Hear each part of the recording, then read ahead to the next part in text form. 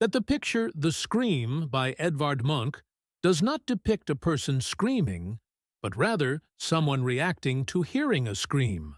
Sarah Josepha Hale, the author of Mary Had a Little Lamb, campaigned for decades to make Thanksgiving a national holiday, writing to 5 presidents. Lincoln finally agreed in 1863 about the oldest barrel of drinkable wine made in 1472. It's only been tasted 3 times, in 1576 to celebrate an alliance, in 1716 after a fire, and finally in 1944 when Strasbourg was liberated during World War II. Legendary actress Sarah Bernhardt once broke an umbrella over a theater usher's head when he called her Little Bernhardt.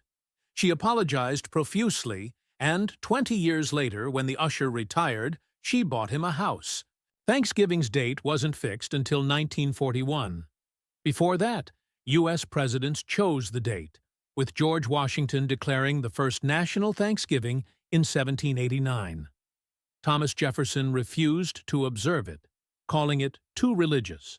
Abraham Lincoln's voice was described as surprisingly pitchy, even falsetto-like, shrill and nasally, alongside George Washington's, who was noted as high-breathy, shaky, and so low and quiet as to call for close attention.